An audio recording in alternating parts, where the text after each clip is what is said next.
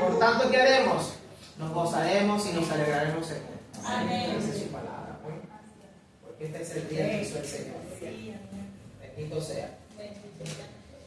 La clase de hoy cierra este conjunto de cartas poderosas que tienen mensajes importantes para la iglesia. Y la de hoy es bastante especial. Bastante especial porque lo que nuestro Señor describe sobre ella es algo que muchas personas quizá hasta el día de hoy no comprenden a profundidad lo que significa.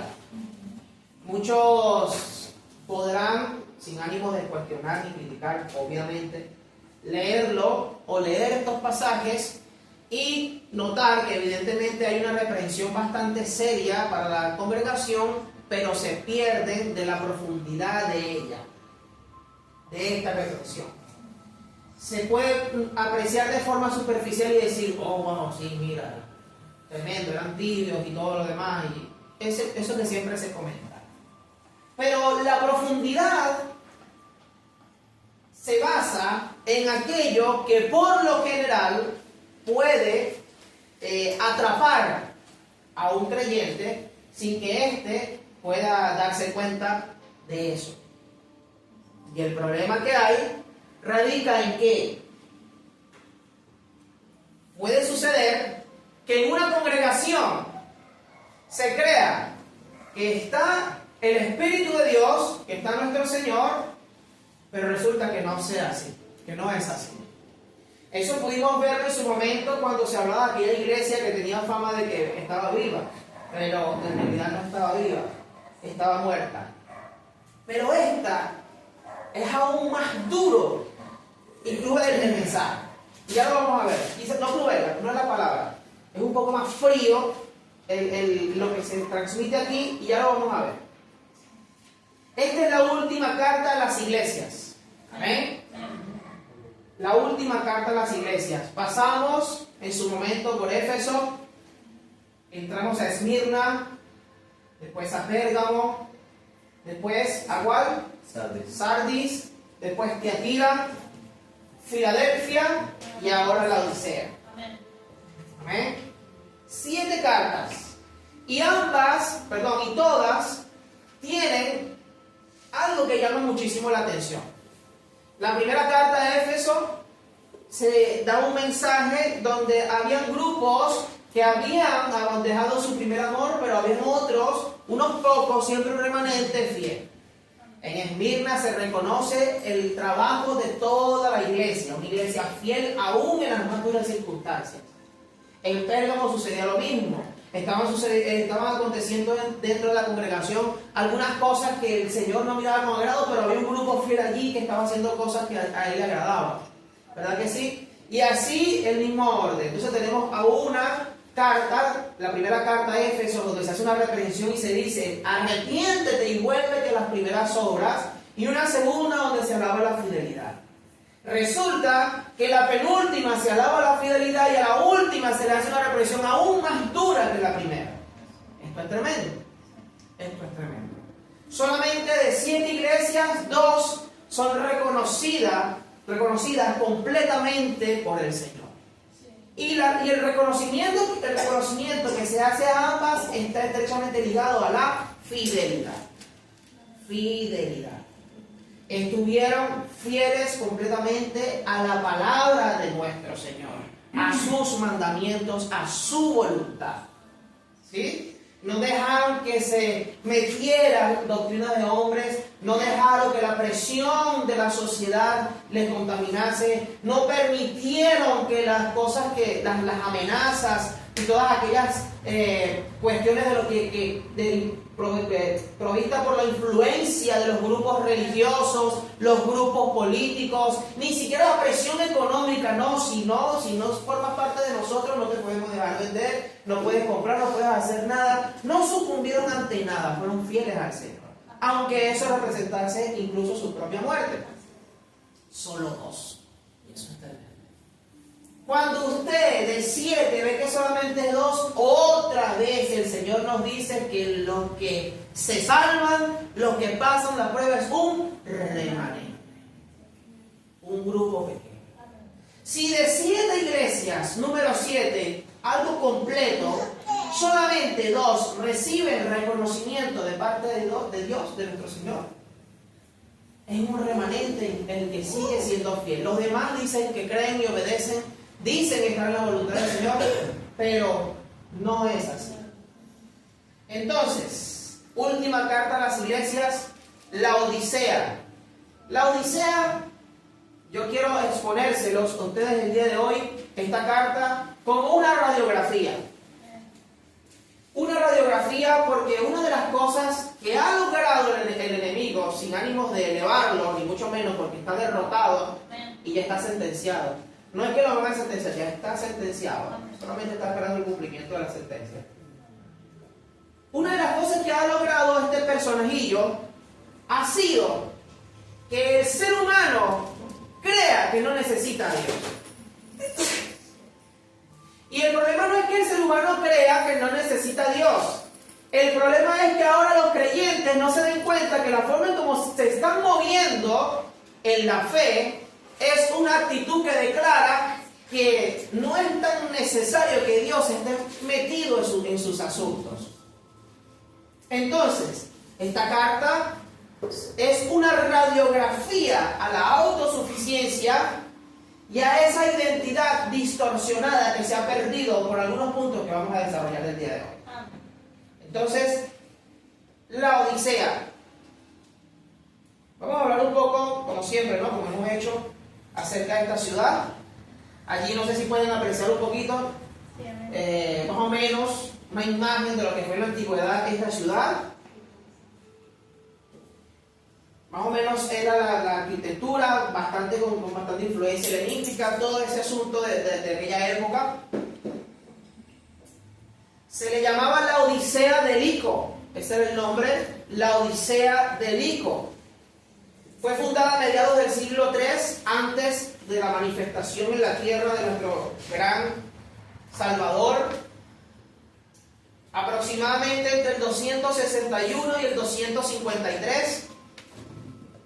Fundada por el rey Seleucido Antíoco II, quien le puso el nombre en honor a su esposa. Se dice o se comenta de esta manera que su esposa se llamaba Laodice. Era el centro financiero de Asia Menor. Se dice que era tan rica que cuando hubo un gran terremoto que devastó muchas ciudades y esta fue destruida en el 60 después de nuestro Señor Jesucristo, los ciudadanos rechazaron la ayuda del Imperio Romano diciendo: lo reconstruiremos o la reconstruiremos con nuestro propio dinero. Es decir, no necesitamos ayuda de nadie. Nosotros mismos podemos reconstruirla. Entonces, eso hablaba del poder económico de esta ciudad. Era famosa por dos grandes industrias, principalmente la de la banca y comercio, y la segunda la textil. En cuanto a la banca, el intercambio de oro era una de las principales fuentes de la economía de esta ciudad, y la textil porque fabricaban una especie de lana negra que se había convertido en una prenda de lujo en aquel entonces, y más en las altas esferas del poder. Estos son los registros que hay. Se dice también que a nivel médico ellos habían desarrollado aparentemente algo llamado polvo frigio que se utilizaba para tratamientos oftalmológicos. Era una especie de tratamiento clínico, no solamente que asociado a lo que es el colirio, sino como un tratamiento medicinal para infecciones en los ojos. ¿Ok? Eso por esa parte. La Odisea también tenía una situación. Se registra que, a diferencia de otras ciudades, esta ciudad no tenía en su territorio fuentes de agua propia.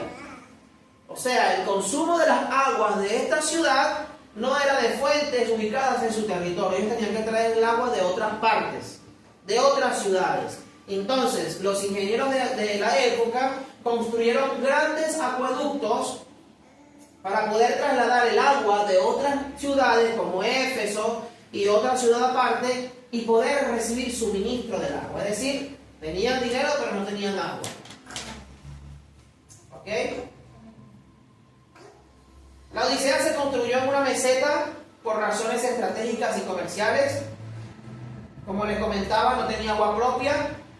Dependía de un complejo sistema de acueductos de piedra que traía el agua desde manantiales en las montañas del sur, cerca de Nisli, a unos 8 o 10 kilómetros de distancia.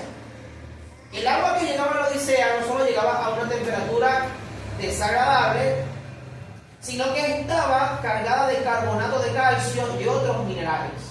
Con el tiempo esto terminaba en una situación convertida en problema, pues los minerales se calcificaban dentro de las tuberías, impidiendo el flujo de esta hasta la ciudad. Se dice que beber agua tibia con alta concentración de minerales y un ligero sabor a azufre debido a la actividad volcánica de la zona provocaba náuseas, algo que la hacía prácticamente inconsumible. Los arqueólogos han descubierto que el sistema de la Odisea incluía torres de agua, llamado Castella Aquae, que distribuían el líquido por la ciudad mediante presión hidrostática. Esto demuestra que era un pueblo diestro en ingeniería aplicada para la época. Ahí tenemos un pequeño mapa, si lo pueden apreciar allí. Aquí está la región de la Odisea. ¿Sí? En esta región donde está ubicada la Odisea, como les indicaba, era un territorio, ¿sí?, poblado por personas pudientes, fue construido con esa intención, pero el agua la traía desde otra ciudad. Y aquí se está señalado el acueducto principal de la ciudad.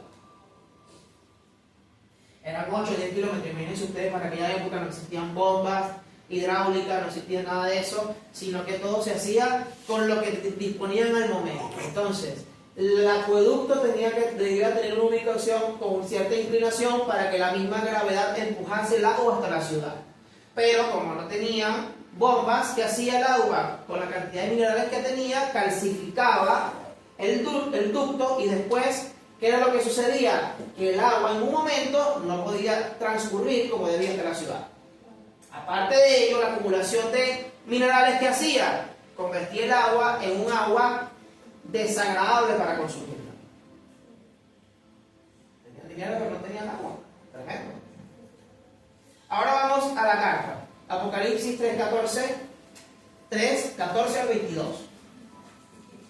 Y atención, mucha atención. Atención. Dice así. ¿Tienen ahí ya en sus Biblias? Vamos a leerlo, sigamos la lectura.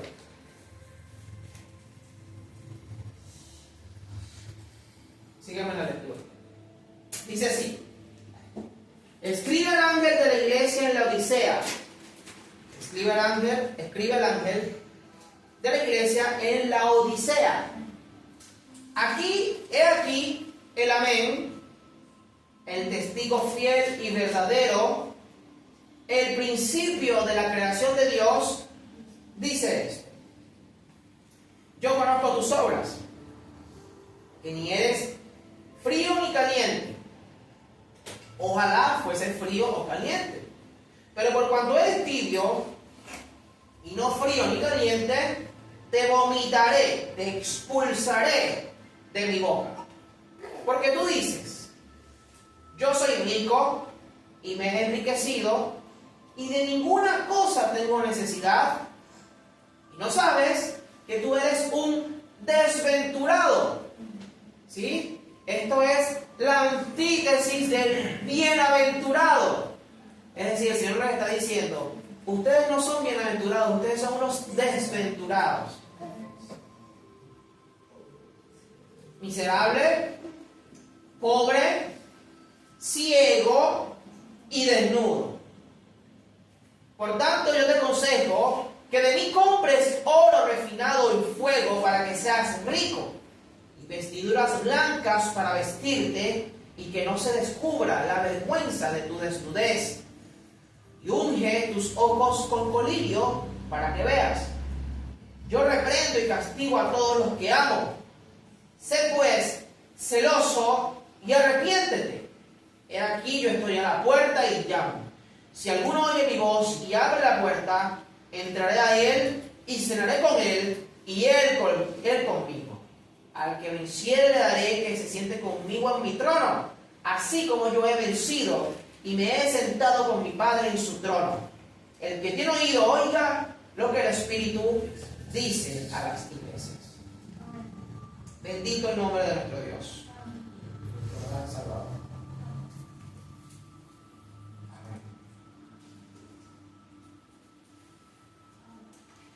La Odisea a mí me llama mucho la atención porque en comparando la Odisea con Esmirna vemos una gran diferencia en cuanto a lo que nuestro Señor Jesucristo está viendo en la congregación. Fíjense ustedes que todo lo que se habla de la congregación de la Odisea en el texto, donde dice que tú te dices que eres rico y que no tienes necesidad de nada, esto habla mucho de la forma en cómo nuestro Señor ve, pero la forma en cómo una congregación puede ser vista como próspera ante los ojos del mundo, ¿sí? Como bendecida. Muchas personas verán una iglesia que económicamente sea fuerte, participe en la economía, tenga grandes edificaciones, etcétera, etcétera, etcétera. Ante los ojos del mundo, las personas pueden decir, wow, esa iglesia Dios la prospera, ¿verdad? Esa iglesia Dios la ha prosperado en gran manera. Tienen la bendición de Dios. Muchos afuera podrán decir eso. Muchos afuera podrán decir eso. En cambio, Esmirna, una iglesia pobre allí, que a duras penas ellos podían mantenerse allí firmes, solamente tomados de las manos del Señor. Desde afuera verán a esta congregación y el mundo que dice, como que están bajo maldición, ¿verdad? Eso es lo que puede pensar el mundo. Pero nuestro Señor Jesucristo dice, pero tú eres rico. Es tremendo. Amén. Es tremendo, ¿verdad? Y a una iglesia que ante los ojos mucha gente podrá decir, wow, tiene la bendición de Dios. Nuestro Señor le dice, pero tú eres pobre, miserable. ¿Ah? Ustedes están apreciando aquí la dureza de esto que les estoy planteando. Ni siquiera hablemos de cómo podemos llevar eso hasta el día de hoy, porque imaginemos lo que puede pasar. Pero ese no es el punto. Comencemos a desarrollar. El verso 14 empieza de la siguiente manera diciendo: escribe el ángel de la iglesia, como el resto de las congregaciones, en esta oportunidad a la Odisea, dice: he aquí el amén, el testigo fiel y verdadero, el principio de la creación de Dios. Y esto lo vamos a aclarar para que algunas cosas que se han malinterpretado nosotros tengamos como contraargumentar para que estas mentiras que se han levantado sean destruidas. Primer término, el amén. El amén. Ustedes saben que amén no es una palabra ni griega, ni latina, ni árabe, no, es una palabra semítica utilizada por los hebreos especialmente. Y esta palabra, como hemos venido enseñando en el transcurso de las clases, está conectada con esta emuná y con esta, que es emet. Emuná para fe, emet para verdad. Fe, pero en cuanto a la firmeza, la fidelidad, la confianza, ¿no? Más que en creer, sino en estos atributos: fidelidad, firmeza, confianza, obediencia, etc. Y la misma raíz para estas dos, en este caso sería la última, emet, que es verdad, y la semana pasada compartimos acerca de esta palabra emet en cuanto a su composición gramatical. Indicamos la semana pasada que emet desde el hebreo está compuesta por con tres letras. La primera letra es la letra Aleph, la letra Mem, que está ubicada en el medio del alefato hebreo, y la letra Taf, que es la última del alefato hebreo. Emet. Amén. Entonces, cuando nuestro Señor Jesucristo dice el amén, esto es importante. Es importante. Y Él reafirma esto cuando dice después de declararse como el amén o presentarse como el amén, lo afirma cuando dice que Él es el testigo fiel y verdadero. Y esto, cuando entendamos el concepto del amén, puede sonar redundante, pero no lo es. Porque la intención de nuestro Señor es revelarse a esta congregación como que Él es lo que es realmente verdadero. Que todo lo que está fuera de Él es una mentira. Amén. Entonces dice así. Dice así. Esta raíz de amén, la palabra amén comparte raíz con emuná y la palabra emet, que significa firmeza, certeza o verdad. También puede ser confianza, entre otros. Amén en este contexto está estrechamente conectado con la idea de ser digno de confianza. Amén. O de aquello que es realmente verdadero. Y entiéndase esto, realmente verdadero. En el contexto antiguo, la raíz verbal de amén se usaba para describir un clavo puesto en un lugar firme donde se podía colgar algo pesado sin que éste se cayera. Es decir, cuando nuestro Señor Jesucristo se presenta de esta manera como el amén, también podemos asociarlo con ese concepto de la roca, que lo que está sobre el amén, sobre la roca, no podrá ser conmovido, no podrá caerse. Esto se respalda con este concepto antiguo oriental del clavo que sostiene algo que, aunque sea tan pesado, no se caerá. Entonces Él es el que provee firmeza. Todo lo que podamos construir en Él permanece para siempre. Amén. En el pensamiento hebreo, el amén tiene una función legal y de pacto. Cuando el pueblo de Israel escuchaba la ley, respondía amén. Amén. Lo que significaba que aceptaban las condiciones del pacto, una señal de que lo que se ha dicho es veraz y por lo tanto habrá compromiso con ello. ¿Sí? Es más o menos como cuando una pareja consumando su matrimonio, cada uno dice después que se les exponen las obligaciones y los deberes conyugales, la persona dice sí acepto. Pero tienen que escuchar con detenimiento cada una de las cosas para que no diga de forma desbocada sí acepto y después cuando comience la convivencia se les olvide por completo lo que allí declararon como que aceptaban. Amén.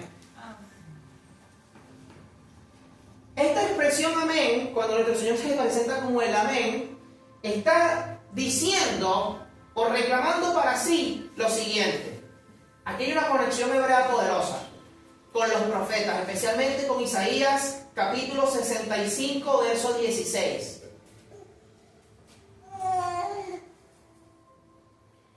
Isaías 65, verso 16.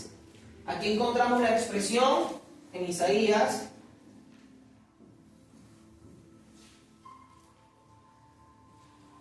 Elohei, amén. Y les explico lo siguiente.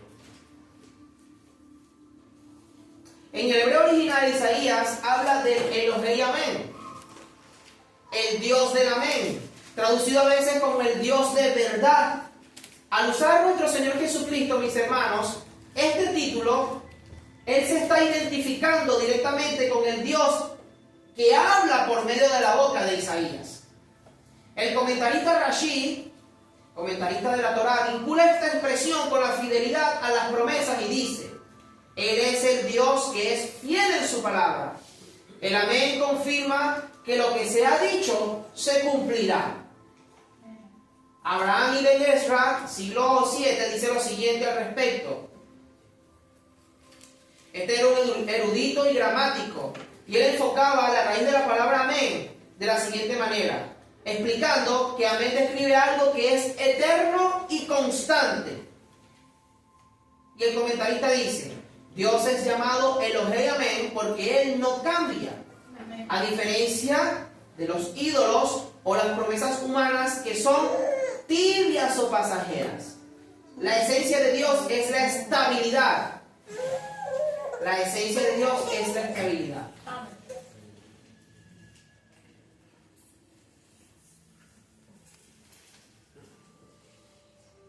¿Quién me lee Isaías 65:16, por favor?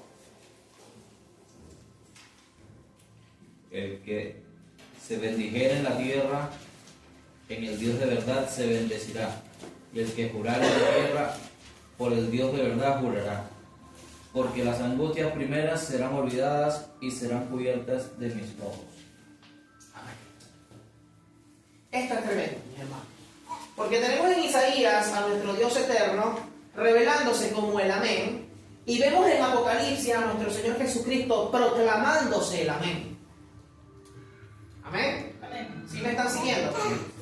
Aquí hay una conexión profunda, cristológica, lo que se conoce como cristológico, y con un peso teológico bastante importante. Nuestro Señor Jesucristo aquí está reclamando o poniendo sobre sí el atributo del Dios eterno cuando dice que Él es el Amén, lo mismo que el Dios de verdad del que habló el profeta Isaías. Indicándonos de esta manera que préstenme atención ustedes todos los que están oyendo, o todos los que van a oír las siguientes palabras, porque el que le está hablando es el Dios de verdad, o es el que testifica con sus hechos que es la verdad. No con sus palabras, sino con sus hechos. ¿Amén? Amén.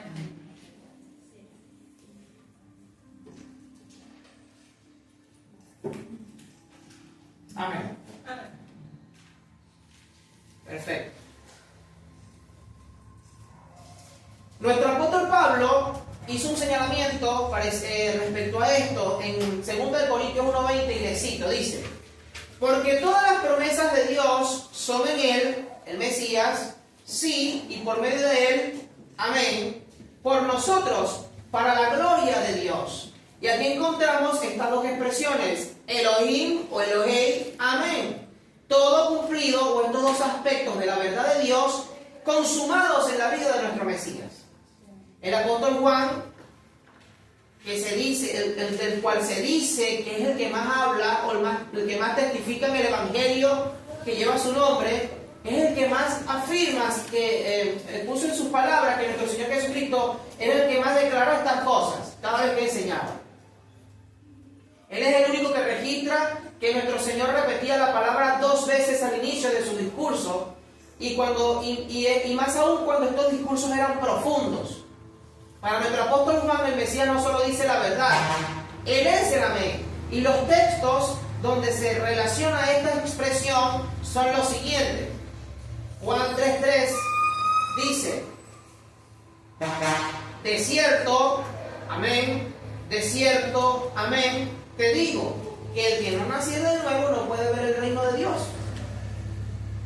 Juan 3:5 dice: de cierto, amén, te digo, que el que no naciere de agua y del Espíritu no puede entrar en el reino de Dios. Juan 5:24 dice: de cierto, amén, les digo, que el que oye mi palabra y cree al que me envió tiene vida eterna. Amén. Justamente en estos pasajes nuestro Señor Jesucristo usa esta expresión, donde Él se proclama, o Él proclama acerca del misterio del Amén. Y especialmente cuando revelaba verdades profundas. El siguiente punto, el principio de la creación de Dios. Esto es uno de los textos argumentativos que utilizan algunos círculos religiosos para decir que nuestro Señor Jesucristo es una criatura, pero simplemente una criatura especial, por decirlo de alguna manera, ¿sí? Cuando dicen que Él es el principio de la creación, que Él fue el primero creado. Y vamos a estudiarlo.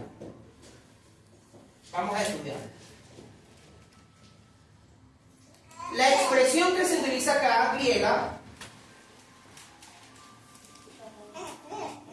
para principio,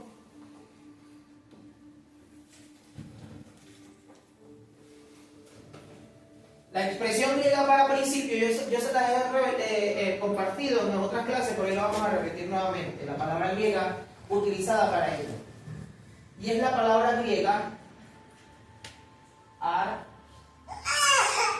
arge. Arge. En griego se nos dice de la siguiente manera. Se nos dice de la siguiente manera. He, arge, tes, tiseos, tuteus. El principio de la creación de Dios.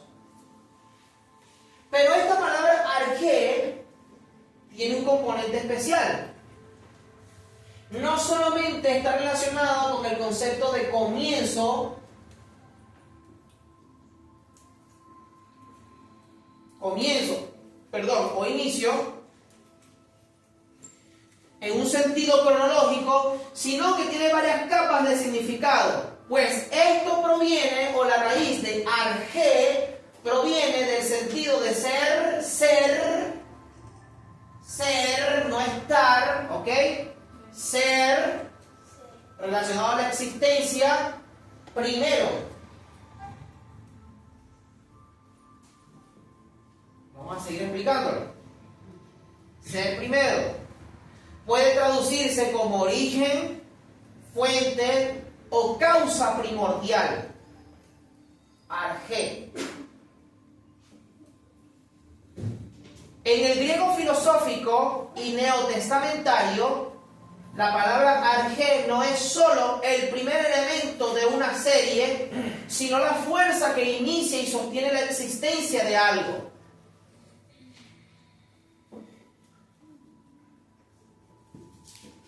Repito esta parte. Arge no es solo el primer elemento de una serie. No habla de números, sino la fuerza que inicia y sostiene la existencia de algo. Esta palabra arge también está relacionada con la siguiente palabra griega, arjón. Arjón. Hay una conexión, pues comparten raíz, y la palabra arjón significa gobernante.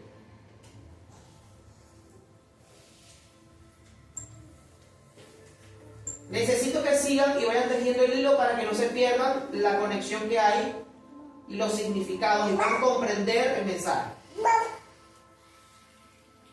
Entonces, arge, origen, comienzo, está relacionado con arjón, desde el griego, que es gobernante.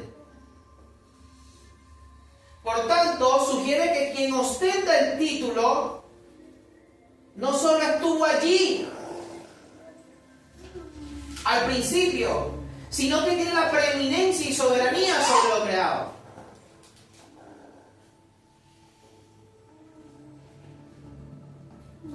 Repito esta parte. Cuando estamos hablando de que Él es el arge, el origen, no estamos diciendo que Él estaba allí al principio, sino que es quien tiene la preeminencia y soberanía sobre lo creado.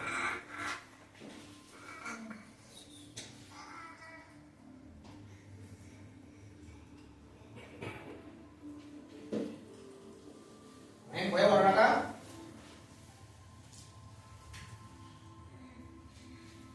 Arge y arjón.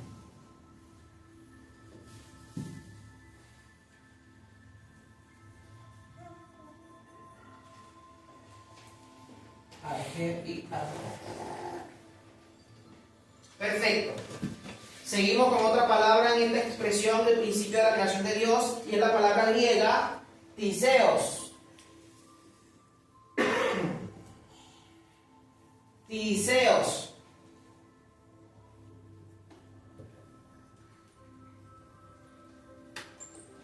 Esta palabra está relacionada a la fundación de una ciudad o el establecimiento de una colonia.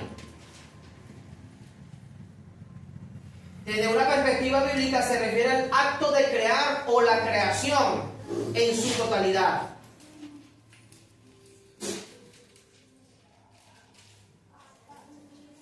No implica necesariamente el uso de esta palabra una creación de la nada en todos los contextos, sino el acto de dar orden, forma y existencia.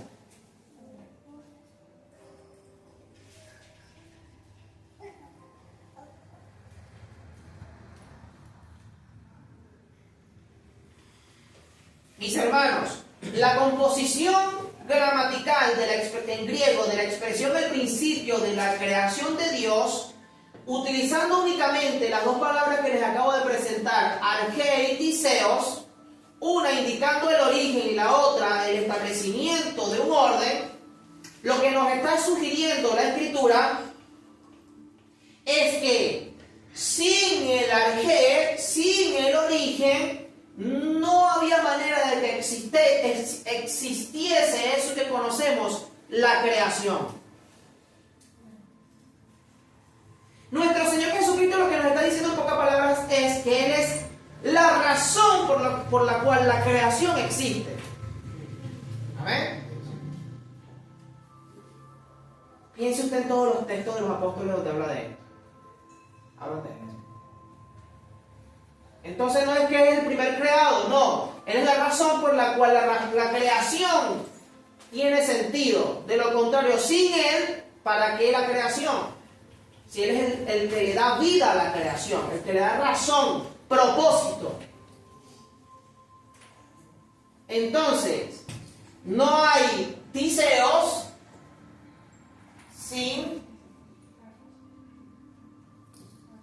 el arché, sin el origen, sin la fuente. No hay creación sin la fuente o aquello que le da origen, sentido, propósito a la creación. Vamos a seguir un poco con esto.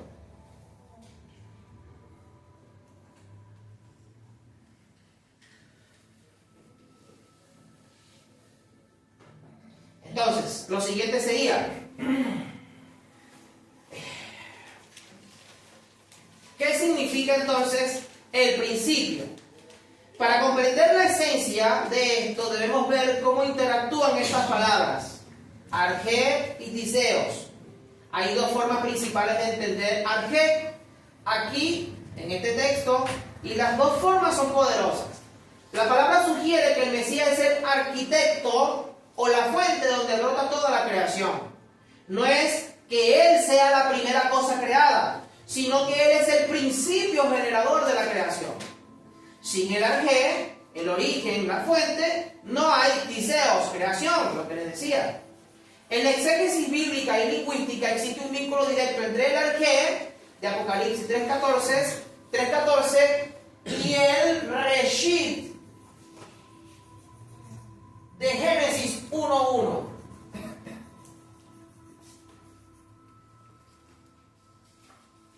El arché de Apocalipsis, el inicio o el principio o el origen de Apocalipsis, y el reshit de Génesis 1.1. Cuando los traductores de la Septuaginta, que bien sabemos es la versión griega del Antiguo Testamento, cuando ellos tradujeron Génesis 1.1, la palabra que vertieron en esa expresión, en principio creó Dios los cielos de la tierra, fue la palabra arché. Y en griego dice en arché. En hebreo lo tenemos como bereshit. Entonces, al nuestro Señor Jesucristo presentarse en Apocalipsis como el arché de la creación de Dios, no está diciendo simplemente que estaba allí al empezar, sino que Él mismo es el título con el que comienza la Biblia. Está diciendo: yo soy el reshit de Génesis. Eso lo vimos cuando hablábamos, ¿se acuerdan? Cuando estuvimos hablando de las huellas de nuestro Mesías. Que Él es el reshit. Y vimos con los Targum que los antiguos interpretaban esto, que por reshit fueron creados los cielos y la tierra. ¿Se acuerdan? Entonces terminamos de comprobar esta postura y dejamos de lado aquello de que nuestro Señor Jesucristo, esa interpretación un poco básica de estos textos. Ahí les coloco una pequeña imagen donde esto que relaciona un poco esto, no se ve bien, pero yo lo voy a compartir por el grupo. Y continuamos. Todo esto que les estoy explicando, cuando nuestro Señor Jesucristo se le presenta a la congregación con este título, con esta autoridad, lo que está diciendo es, estrictamente, todas las iglesias o todos los que están recibiendo estos mensajes deben comprender que yo soy la fuerza, el impulso, el propósito, el plan, la razón de ser de cada uno de ustedes. Si no lo entienden y si no conectan con esta verdad, entonces la iglesia no sirve, no tiene razón de ser. Voy a repetírselos.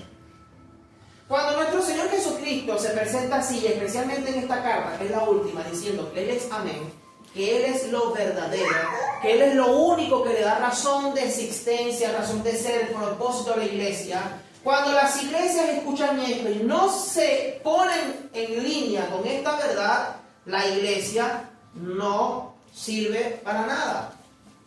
No está cumpliendo con el propósito por el cual fue instituida. Esto, mis queridos hermanos, esta verdad es un golpe a la autosuficiencia. Las iglesias no son autosuficientes ni autodependientes. La congregación depende de aquel que la instituyó, que es nuestro Señor Jesucristo. La congregación recibe de la mano de aquel que la instituyó todo lo que necesita para estar en pie. ¿Estamos de acuerdo? Todo lo que necesita para estar en pie. Comenzando por lo más vital.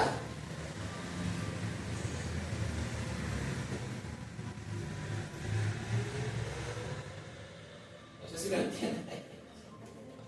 El Espíritu de nuestro Señor.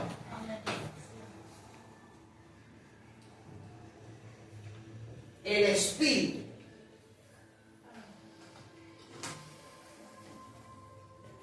Para que la iglesia tenga vida, lo primero que debe tener es el Espíritu de nuestro Señor. Con el Espíritu de nuestro Señor, la iglesia está completa. ¿Amén? ¿Sí? Todo lo demás el Señor lo va a añadir según la necesidad de la congregación. Pero es necesario que entendamos esta verdad. Es necesario que entendamos esta verdad. La iglesia, ¿quién la instituyó? Nuestro Señor Jesucristo. ¿Quién es el que la sostiene? Nuestro Señor Jesucristo. ¿Quién la mantiene en pie? Nuestro Señor Jesucristo. ¿Quién le provee lo que necesite? Nuestro Señor Jesucristo. Y si la iglesia tiene cubiertas estas necesidades, está bien. Está bien. Porque nuestro Señor Jesucristo, que sabe y conoce todas las cosas, Él va a entregar, va a delegar, va a completar la iglesia según las necesidades de esta. Usted comprenderá entonces por qué Esmirna, nuestro Señor Jesucristo, dice, tú te ves como pobre, dices que tú eres pobre, pero es que en realidad tú eres rico. ¿Por qué? ¿Por qué? Porque nuestro Señor estaba con él. Entonces, la riqueza que comprendemos el día de hoy está estrechamente relacionada a posesiones, materialismo, lo que usted ya sabe. Pero en realidad la riqueza de la iglesia es que nuestro Señor Jesucristo esté en ella. Amén. No importa si los hermanos, cuando se reúnen, agarran el rallador de queso y un tenedor y ahí charraquean con eso y cantan los coritos con eso y un potecito de agua y hacen ahí la percusión. Si está el Espíritu del Señor allí, la iglesia es rica. Amén. Amén. No importa si la iglesia no tiene el Yamaha, la gran batería con la cápsula y toda la cosa, no importa, porque lo que importa es el Espíritu del Señor en la iglesia. Amén. Amén.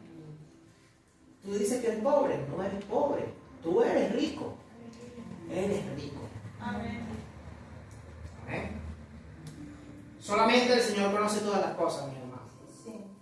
Él conoce todas las cosas. Quizá ante los ojos del mundo, estas grandes Son congregaciones que tienen campus, gloria a Dios, y tienen esas cosas. Solamente el Señor sabe, y Él es el que sabe si su espíritu está allí o no está allí. Entonces lo que debemos procurar es que el espíritu del Señor esté con nosotros. Amén. Que su respaldo esté con nosotros. Amén. Amén. Entonces un golpe, un knockout a la autosuficiencia. Yo soy el amén. Amén. Ustedes dependen de mí. Si les doy bien y si no les doy también, ustedes dependen de mí. Sean fieles y punto. Amén. Amén. Amén. Sean fieles y punto. ¿Hasta cuándo? Hasta la muerte, como se le dijo en Pedro. Amén. Sean fieles. Sean fieles, mis hermanos. Que nuestro Señor revele o se revele de esta manera como el reshid o como el arjé en griego, en este mensaje no es más que una confrontación directa que prepara el camino a las palabras siguientes.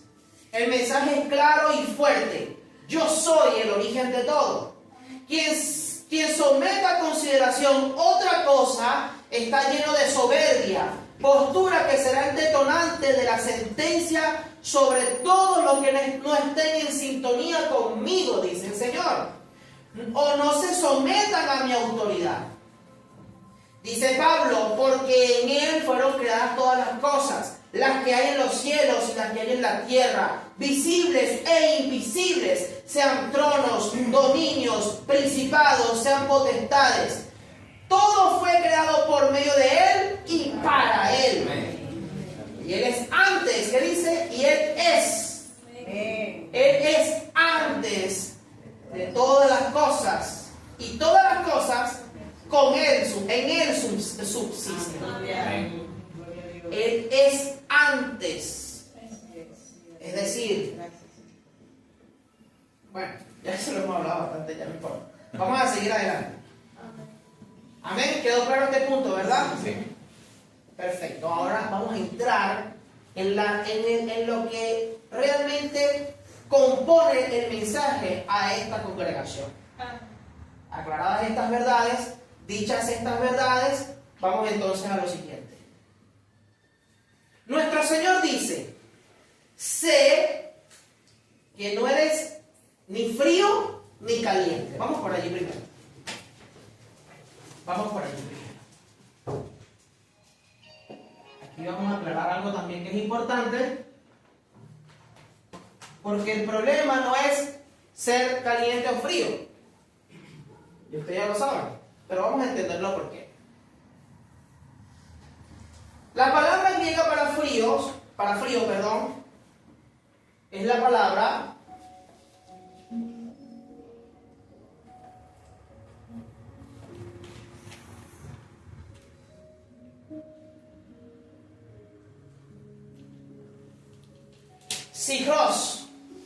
Sigros. No es tan relevante el tema de cómo se pronuncia, no, lo importante es lo que significa. Esta palabra no se asocia a algo negativo, como por ejemplo que podemos decir que alguien es una persona de corazón frío, ¿vale? No se relaciona a eso. O no está relacionada a eso. Está relacionada a la temperatura del agua del manantial de una montaña. ¿Por qué? Porque el agua, la temperatura del agua del manantial de una montaña es un agua fría que cumple un propósito. Y el propósito en este caso puede ser que el agua sea vivificante o que refresque. ¿Sí me entienden? ¿Sí? No es que el Señor está diciendo, no, ustedes no son fríos, bueno, una persona que realmente no me conocen y son X, ni calientes, los más fogosos y eso. Nos está diciendo, ustedes, bueno, ya vamos a entender, para no adelantar. Vamos a dejarlo más claro este asunto sobre el término frío. El agua fría, ¿verdad?, cumple un propósito. Cuando una persona tiene sed, no agarra el agua, la saca de la nevera, la pone en un ollito y la pone a calentar un poquito para tomársela. Habrán algunas personas especiales que sí lo hagan, pero la gran mayoría no lo hace. ¿verdad? El que tiene sed que desea agua fría para refrescarse. Bueno, esa agua tiene esta temperatura, Sicros, una temperatura que refresca y que compone. ¿Sí? El que le guste calentar agua, revísese. Mentira, mi hermano. Mentira.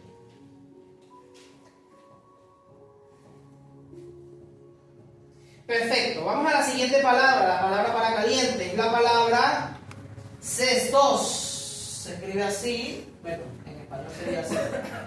Cestos.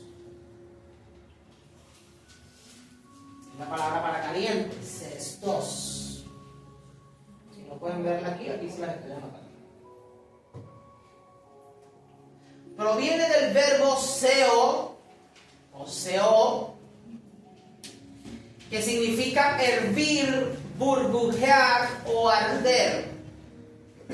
Es la raíz de nuestra palabra entusiasmo. La palabra que nosotros en español conocemos como entusiasmo tiene raíz en el griego zeo y tiene un sentido espiritual. Esta palabra se refiere al agua que está a una temperatura hirviente o específicamente termal. El agua cestos era valorada por sus propiedades terapéuticas para relajar el cuerpo y sanar enfermedades. Ser caliente es ser ferviente y sanador, como las aguas termales. ¿Alguno ha tenido la oportunidad de visitar aguas termales? Son aguas terapéuticas, ¿verdad? ¿Sí? Por toda la cantidad de minerales y tiene una temperatura precisa que ayuda al cuerpo en su reparación. Entonces tenemos dos temperaturas asociadas al agua, un agua fría que refresca, reconforta, y un agua termal que tiene una temperatura, en cuanto a lo térmico, tiene una temperatura precisa que repara el cuerpo. El frío y el calor representados en el mensaje a la iglesia no se describe catalogando a uno mejor que el otro en cuanto a funciones. Lo frío sirve para unas cosas, lo caliente para otras. Cada uno cumple según sea el requerimiento. No se está hablando de frío o calor espiritual, se está hablando de utilidad. ¿Sí? Y vamos a entender por qué tiene sentido esto. No se está hablando de que está frío, se enfrió el hermano y por eso que no levanta las manos cuando canta, por eso que no. Se está hablando de utilidad.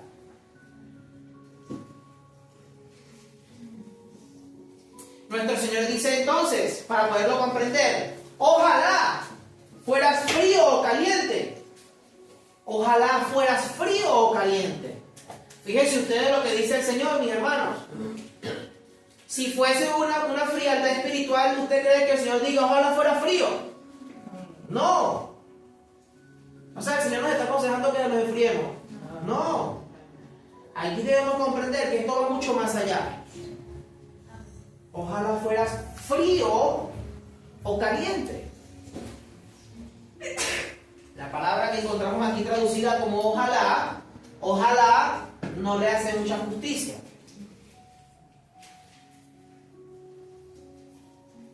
Es la palabra griega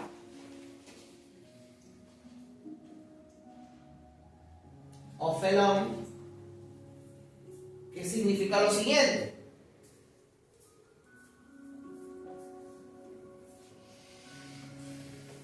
Esta palabra describe o expresa un deseo intenso por algo que está ocurriendo en el presente. Significa, en este caso, o el significado más coherente, según el texto, sería: desearía con ansias. O sería de gran provecho si. Desearía con ansias, está diciendo el Señor. O sería de gran provecho si fuera frío o caliente. Desearía con ansia que fuera frío o caliente. Etimológicamente, ophelon es una forma de verbo griego que significa deber o estar en deuda. En el griego clásico se usaba para expresar un deseo inalcanzable sobre el pasado. Era como decir, ojalá esto no hubiera pasado, pero pasó. En el griego koiní, que es el griego del Nuevo Testamento, evolucionó para funcionar como una partícula desiderativa, es decir, una partícula que expresa deseo. Se desprendió de su sentido estricto de deuda para convertirse en un si tan solo fuera frío o caliente. Es una expresión de arrepentimiento preventivo. Es como si dijera, me duele tanto tu estado actual que cualquier extremo de utilidad, bien sea frío o caliente, sería un alivio. Oferón conecta la identidad del Mesías al Reshit, es decir, el que da origen y propósito. Si el Mesías es el principio, el diseñador, su mayor frustración en este caso es ver que la iglesia no está haciendo nada o no sirve para nada. Es decir, la iglesia no está funcionando. Ojalá fuera frío o caliente. No sé qué está pasando contigo. Bueno, sí lo sabe. Esta es una expresión mía. Pero nuestro Señor lo sabe. Y lo dice, de hecho, ya lo vamos a ver. ¿Quedó claro, mis hermanos, acerca de esta palabra entonces? Oferón, ojalá. Sí, acuérdense que es, más allá de decir ojalá, es esa expresión de ansias, deseo con ansias, que aunque fuese frío o caliente, o que fuese frío o caliente. Sí. Sería provechoso si fuera frío o caliente. Sí. Disculpe, hermano. Es válido lo que tú dices. Ojalá no sería la palabra ahí, sino deseo que fuera frío o caliente. Exactamente. Porque ojalá tiene una raíz árabe y es invocada a una deidad. Eso es poderoso que lo aclares así. Sí, por eso que en la Biblia, la traducción más conocida, tenemos ojalá. Pero lo que quiero que entiendan es que es ese deseo, esas ansias que tiene el Señor de que la iglesia, su iglesia, funcione. Porque siendo Él el que la instituyó, ver a un grupo de personas que se hacen llamar iglesia, pero que no lo son, es bastante fuerte. No eres frío ni caliente, es decir, ni para una cosa ni para la otra, sino tibio. Sino tibio. El término para tibio es el eje sobre el cual gira la advertencia a la Odisea. Es una palabra que en el griego original no solo describe una temperatura, sino una condición física repulsiva. La palabra es la palabra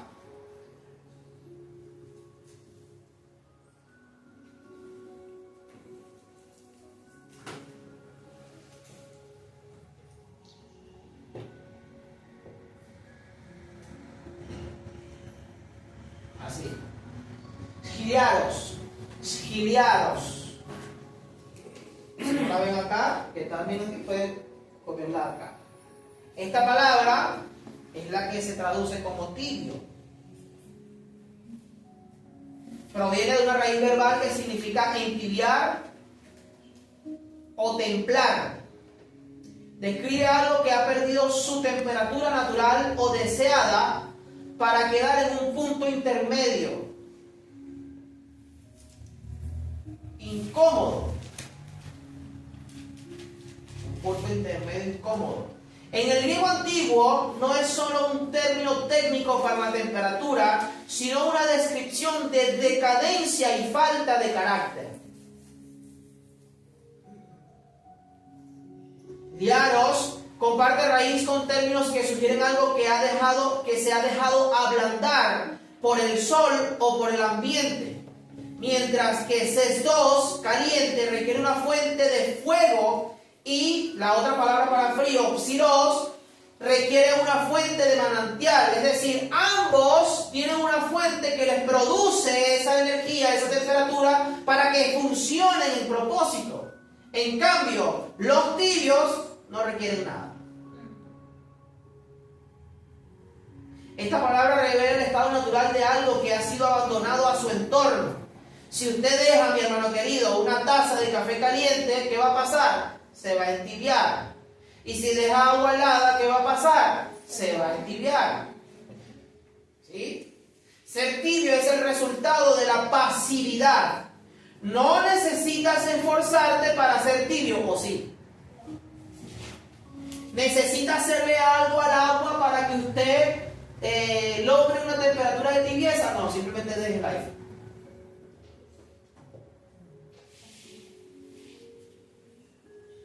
Solo tienes que dejar de esforzarte por no ser ni caliente ni frío. Eso es todo.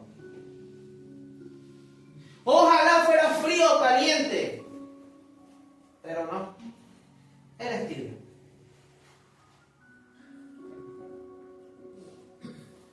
Te vomitaré de mi boca. Te vomitaré de mi boca. El lenguaje que utiliza nuestro Señor aquí no es una metáfora ligera, es una reacción biológica de rechazo absoluto. Es decir, eso no me sirve para nada. Es como que piensa en la reacción natural del cuerpo cuando expulsa algo a través del vómito.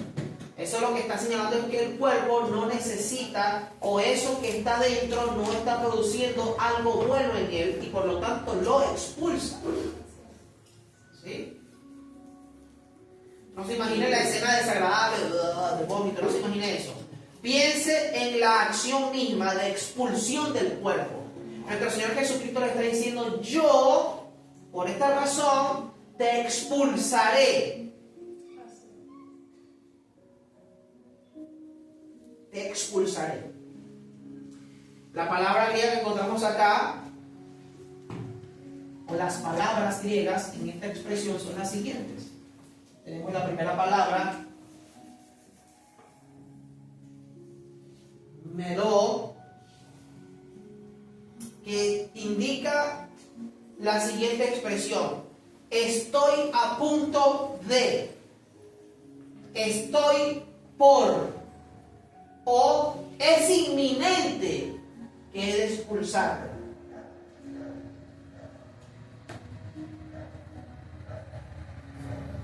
La palabra siguiente griega es la palabra emesai, que es literalmente vomitar. De hecho, la palabra técnica que se conoce para vómito o para vomitar en este tiempo se usa en términos médicos y es la palabra emético. Es una sustancia que induce el vómito.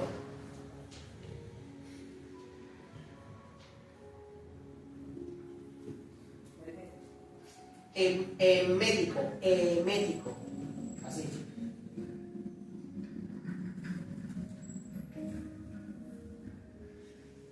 Una sustancia que induce el vómito, pero se usa en la medicina. Y la siguiente expresión, fuera de mi boca, es la expresión tou tomatos mu. Así, tomatos. Tomatos mu.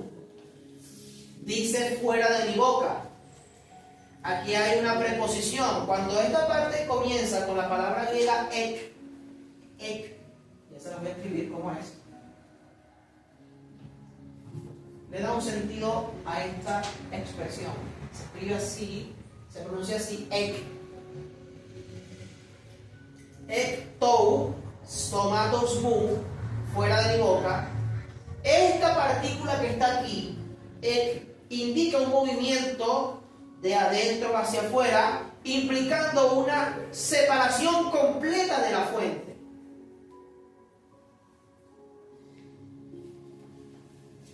Es decir, desechar, retirar, sacar y enviar lejos. El ser vomitado según esta partícula ek, que es fuera de su boca, es una manera de decir, me causas una reacción física de desagrado. Es interesante notar que el juicio, fíjense esto, en las Escrituras, el juicio por espada siempre se da a los rebeldes. ¿Están de acuerdo conmigo? A los rebeldes se le da juicio por la espada, simbolismo de justicia. Pero en este caso, el juicio por vómito es contra el despropósito, la inutilidad. Es un rechazo mucho más personal y visceral. El Señor no está reprendiendo de forma aguda como reprendió a otras iglesias. A esta no, les está diciendo, te vomitaré. O sea, ustedes ni siquiera rebeldes son. Ni siquiera para rebeldes sirven. Perdón por esa expresión ahí. Es un rechazo mucho más personal y visceral. Te expulsaré. Tendré que desechar. Porque no eres ni una cosa ni la otra. Ni chicha ni limonada. ¿Sí me entienden, verdad?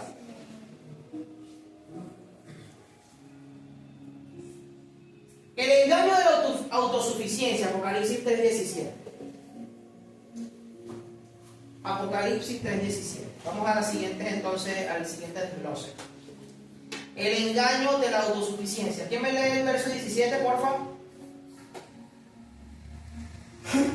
Porque tú dices, yo soy rico y me he enriquecido, y de ninguna cosa tengo necesidad. Y no sabes que tú eres un desventurado, miserable, pobre, ciego y desnudo. Ok, entonces, ¿qué dice la iglesia? Yo soy rico. ¿Qué decía Esmirna? Yo soy pobre, ¿verdad? Esmirna decía, soy pobre, ¿no? Y ellos dicen, no, tú eres rico. Esta iglesia dice lo contrario, yo soy rico. Vamos a desglosar esa parte. Desde el griego se entiende como rico soy. Es una declaración de estado presente. Está acompañado la expresión griega plausios eimi, rico sois, por la siguiente palabra que es peplouteca. Se lo escribo.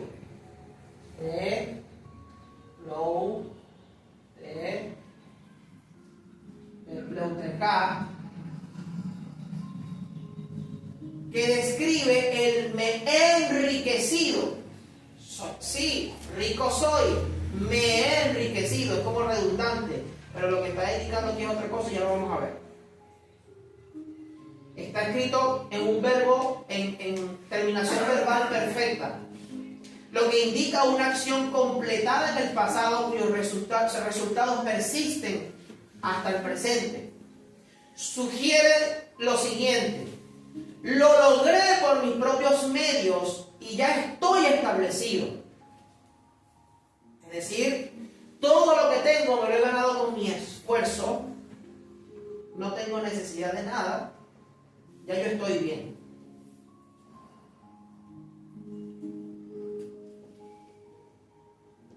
Rico soy, me he enriquecido, he trabajado para ello. Por eso es que la ciudad en su soberbia le dijo al imperio también, no tenemos necesidad de ayuda ni caridad de nadie, nosotros mismos podemos reconstruir nuestra ciudad, tenemos para ello, somos muy ricos. La palabra siguiente sería Ouden Jereyan Ejo, que significa de nada tengo necesidad. Esto no es necesario que se lo escriba porque estoy describiendo la frase completa. De nada tengo necesidad. En el griego el uso de la palabra Ouden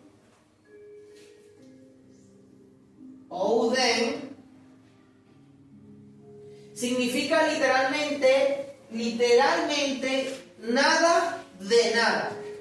O sea, un nada absoluto. No tengo necesidad absoluta de nada. ¿Por qué? Porque yo soy rico. dice la congregación.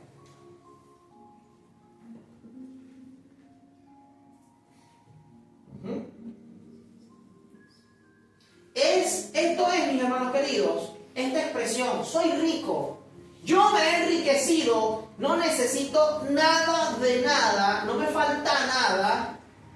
Esta es la deidificación del esfuerzo personal, del logro personal.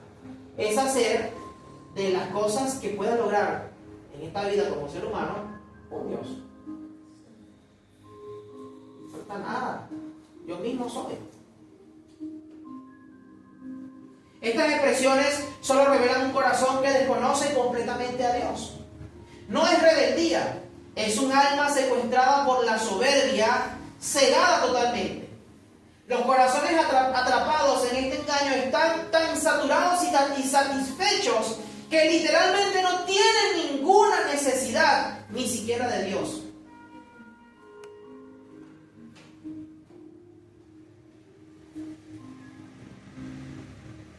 Ni siquiera de Dios. La respuesta, vamos a la respuesta. Nuestro Señor utiliza 5 adjetivos calificativos precedidos de esta expresión. Tú dices, soy rico, me he enriquecido y que no tienes necesidad de nada. Pero después Él califica con 5 adjetivos definidos por la palabra griega o por el artículo griego ho, que es Él, enfatizando desde el griego que ellos son la personificación misma de estas condiciones. Y ya lo vamos a ver. La primera, desventurado. Es decir, ustedes no son la personificación de la bienaventuranza, sino de la desventura.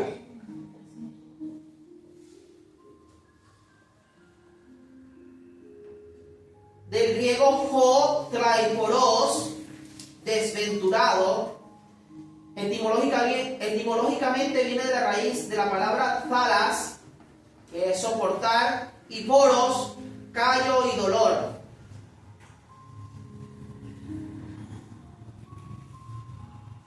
Desventurado. La siguiente es la palabra eleinos, que es la que se traduce como miserable.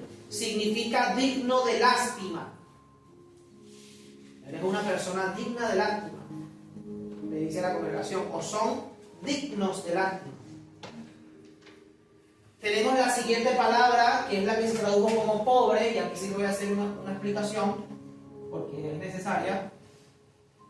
La palabra griega que encontramos aquí para pobre es la palabra tojos.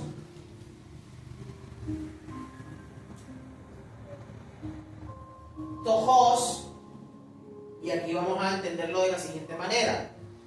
Esta fue traducida como pobre, pero en griego hay 2 palabras para pobre. Hay una que es esta, fenes.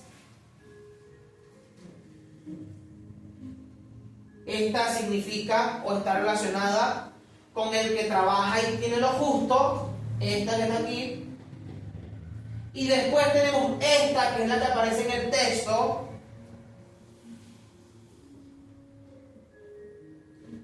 Y esta significa o da la idea del mendigo que se encoge de miedo, el que no tiene absolutamente nada y depende de la caridad ajena. Entonces, lo que cabe aquí es, tú eres un mendigo, más que pobre. No sabes cuán desventurado, cuán desafortunado eres. En realidad tú eres miserable o digno de lástima, y redunda cuando los asocia con la mendicidad a través de la palabra tojos. Aquí ya tenemos 3 adjetivos calificativos. Viene la siguiente y es la palabra tiplos, ciego, y por último gimnos, desnudo. Entonces son desventurados, miserables, pobres o mendigos, ciegos y desnudos. Es decir, ustedes dicen, somos ricos y no tenemos necesidad de nada, pero yo a ustedes los estoy viendo ¿cómo? Como unos miserables, dignos de lástima, como unas personas desventuradas, es decir, con la peor fortuna, como unos mendigos, como ciegos y desnudos. Así los ve el Señor. El mundo los ve como quieran verlo. Reciban toda la alabanza del mundo, como ustedes quieran. Somos ricos, de nada tenemos necesidad. Pero esta es tu condición delante de mí, dice el Señor. La solución, Apocalipsis 3:18.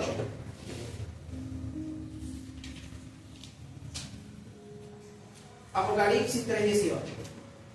¿Quién me lo lee, por favor? Así que te aconsejo que de mí compres oro, un oro purificado por fuego, y entonces serás rico. Compra también ropas blancas de mí, así no tendrás vergüenza por tu hermano. Y compra un hueco para tus ojos, para que se puedan ver. Amén. Acuérdense del fundamento que establecimos al inicio. Quien habla el Reshit, ¿ok? O el Arjet. El Arjet, perdón. Y quien está hablando es la fuente de todo, el origen de todo, el que le da razón a todo. Es el que está hablando, ¿verdad? Amén. Entonces, cuando establecíamos este fundamento, indicando la suprema importancia de sus palabras, es decir, ojo, atención, que va a hablar nuestro Señor, en esta oportunidad esto cobra un significado que trasciende. Vamos a analizar entonces las palabras. La primera que encontramos es la palabra simboleo, y es de aconsejo,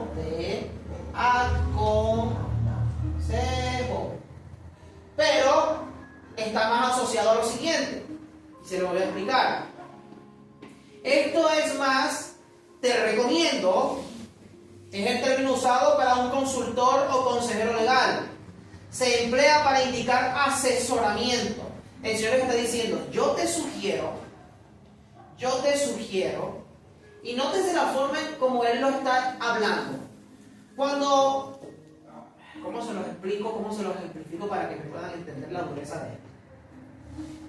Nuestro Señor no los está a ellos abrazando y diciéndolos tranquilo, haz esto. No sé si me entienden. Ven acá, tú necesitas hacer esto. Me está diciendo, desde una distancia te sugiero que compres de mí oro refinado. Así como que, hey, atiende esta recomendación. Hay una distancia, aquí hay una distancia marcada en estas palabras, es decir, aquí nuestro Señor no está en esta congregación, ¿sabes? No está operando allí, no lo han dejado entrar. Y esto conecta con lo que veremos más adelante acerca del estoy a la puerta y llamo. El abogado, a menos hay personas que tienen amigos que son abogados, pero cuando una persona está con un abogado, el abogado le da ciertas sugerencias y guías de las cosas que debe hacer para que esta persona que está requiriendo los servicios del abogado pueda encontrar solución a los problemas. El abogado no necesariamente es el esposo, el tío, la hermana, la amiga, por lo general, no. Es un agente externo que te sugiere las cosas que debes hacer para que puedas encontrar solución a los problemas que estás teniendo legales. Y desde esa misma perspectiva nuestro Señor dice, hey, desde un punto de asesoría legal, te recomiendo que compres de mí, hey, mira, compra de mí oro refinado. Si me siguen la idea, ¿verdad? Para que puedan entenderlo. La siguiente palabra es la palabra agorazai.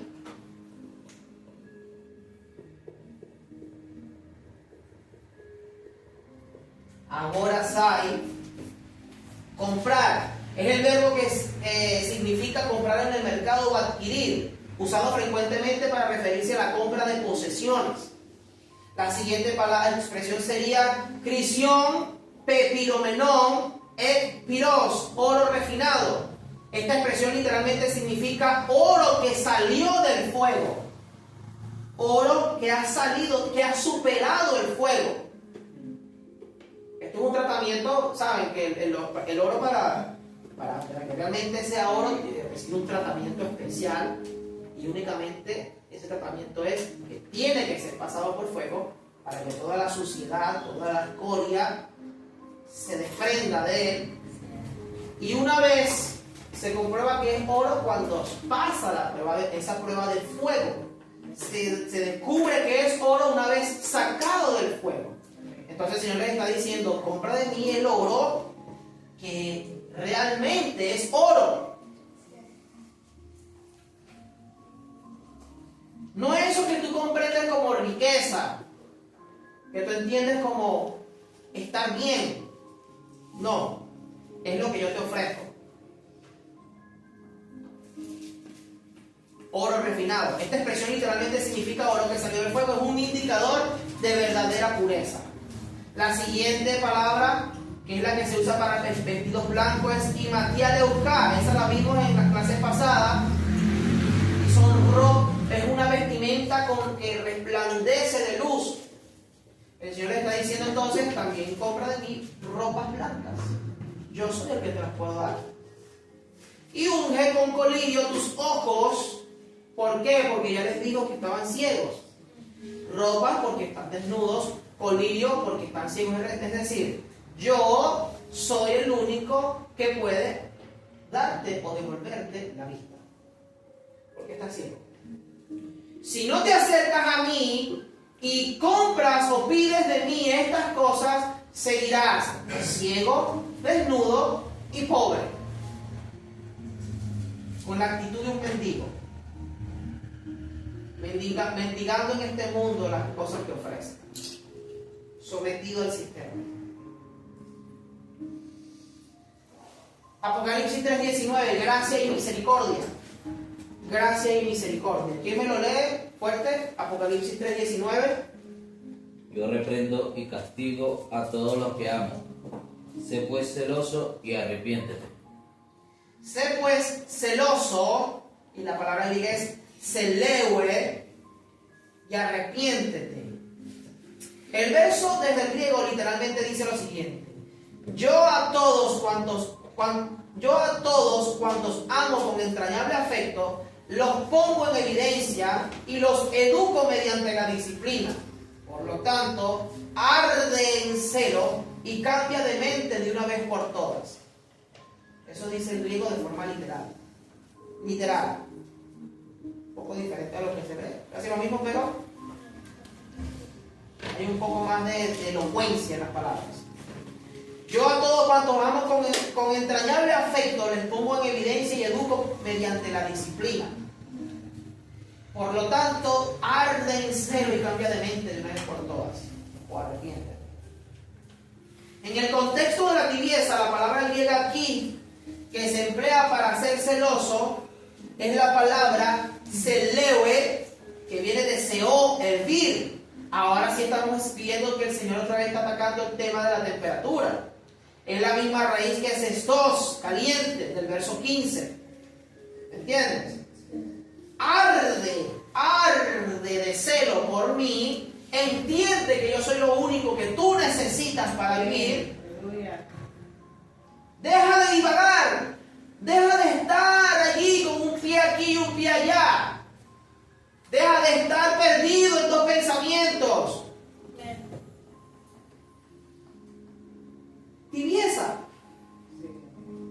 Tibieza. ¿Qué le dice Yehoshua, Josué, al pueblo? ¿Qué le dice Elías al pueblo? Ustedes andan con esta actitud tibia. Ni a Dios ni a las imágenes, ni a Dios ni a los ídolos. Un ratico aquí, un ratico allá. Quieren andar en ese juego. Defínanse de una vez por todas. Defínanse. ¿Para qué equipo juegan? ¿Verdad? Entonces, arrepiéntete. Arrepiéntete. Aquí vemos a nuestro Mesías haciendo la gala de los atributos de Yud-Hei Bat-Hei. Así dicen los escritos antiguos. No menosprecies, hijo mío, el castigo, el musar, la disciplina del Eterno, ni te fatigues de su corrección, Porque el Eterno al que ama castiga. Y nuestro Señor dice, yo disciplino, yo castigo, yo corrijo a los que amo. Como el Padre al Hijo a quien quiere. Dice Proverbios 3, 11 y 12. Gracia y misericordia. Estoy lejos. No estoy lejos porque yo me separé de ti, es porque tú me dejaste. Te fuiste. Emprendiste tu propio camino. Y yo te digo todas estas cosas porque te amo. Y necesito mostrarte con evidencias que estás mal. ¿Cómo se le dice a una persona que está teniendo problemas de salud a raíz de una alimentación equivocada si el médico no le dice, amiga, si usted sigue comiendo chicharrón no, pan, azúcar, dulces, etcétera, etcétera, etcétera, usted va a terminar muerta o muerto?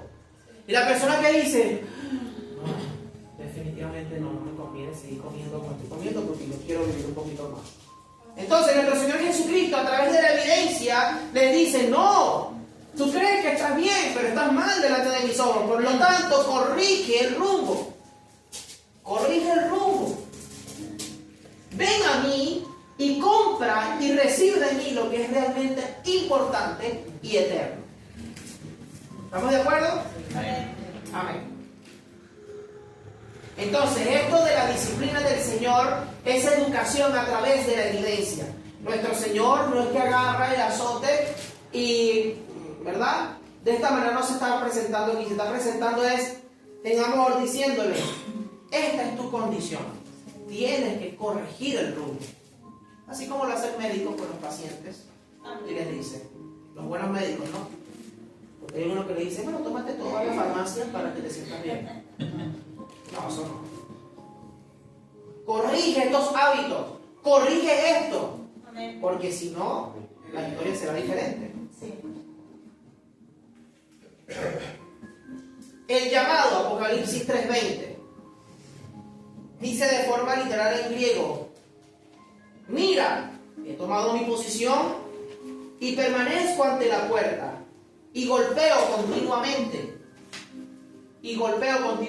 Si alguien llegara a oír mi voz y de forma decisiva abrir la puerta, entraré hacia él y compartiré la cena íntima con él y él la compartirá conmigo. Amén.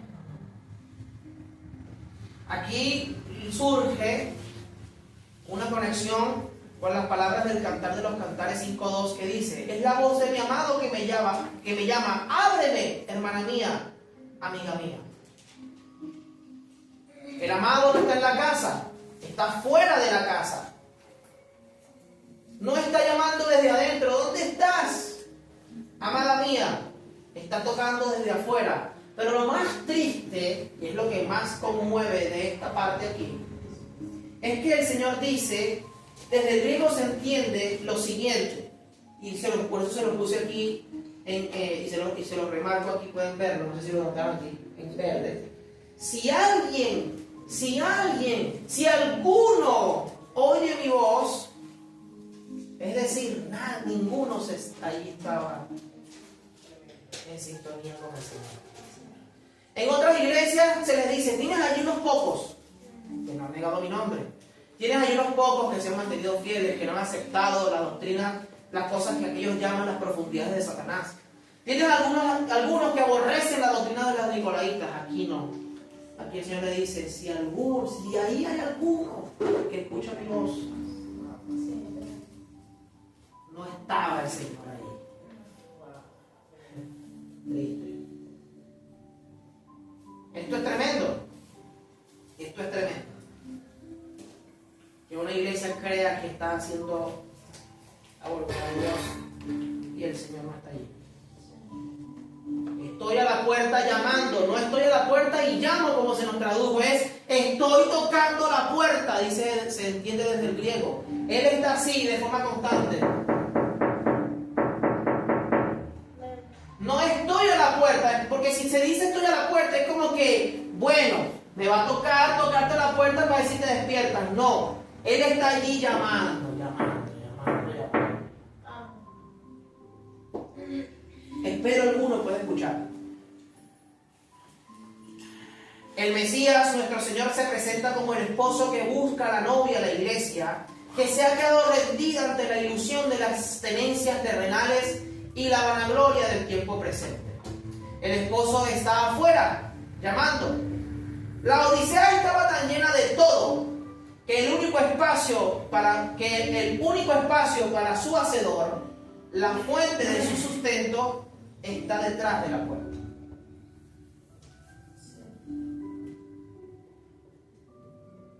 Promesa para los vencedores. Apocalipsis 3:21. Y ya vamos a terminar, mis queridos hermanos.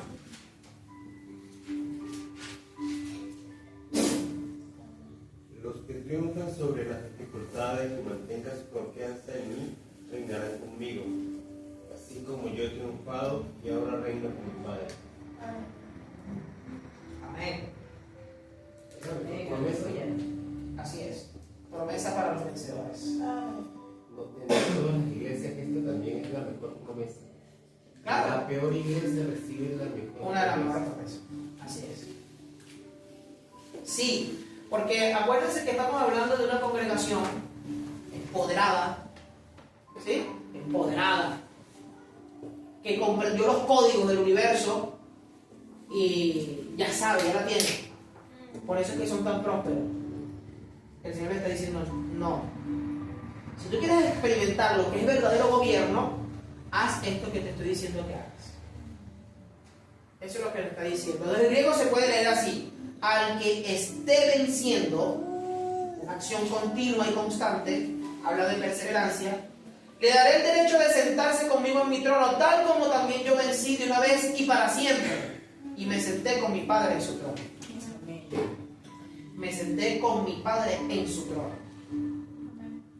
No se imagina el Señor sentados en las piernas del Padre, porque esa no es la imagen. El verso presenta una jerarquía fascinante que conecta con el interés de las estructuras de gobierno y autoridad. Se presenta el trono del Padre y al Hijo en el trono del Padre, con el Padre. Esto no sugiere que haya tronos separados físicamente, sino esferas de autoridad compartida. Es la culminación de la comunión que empezó en la cena íntima. Si me abre alguno, yo entro y ceno con él, es decir, recuperamos la comunión. No había comunión con el Señor. Si me dejan entrar, compartiremos íntimamente. Esa intimidad después se traduce en entrega de autoridad y gobierno. Y esa es la promesa. Reinarán conmigo. Reinarán conmigo. Olvídense de esa idea de gobernar el mundo tal como se le ha vendido, porque es una patraña. No. El que va a reinar, reina conmigo, dice el Señor. Es necesario vencer. ¿Estamos de acuerdo?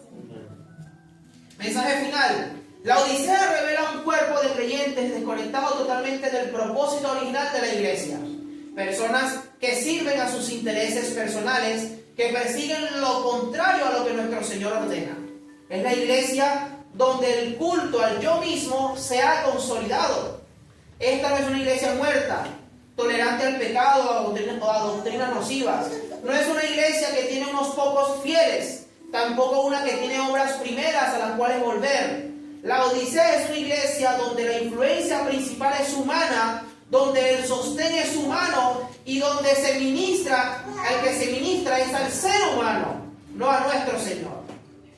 Yo pregunto, ¿habrá algo peor que alguien que no necesite nada? ¿Ah? Una iglesia que endiosa los recursos y las riquezas materiales, que no comprende lo que nuestro Señor pide y espera de ella, andará errante como Caín y sufrirá el trágico final de Balaam. El que tiene oído oiga lo que el Espíritu dice a las iglesias. Pónganse de pie, mis hermanos. Bendecimos el nombre santo de nuestro Mesías, nuestro Señor, nuestro Rey, nuestra gloria y nuestra vida, nuestra salvación y nuestra esperanza. Y vamos a elevar un clamor delante del trono de nuestro Señor, porque podemos entrar todavía confiadamente ante el trono de la gracia y y suplicar misericordia y el oportuno socorro. Sí, amén.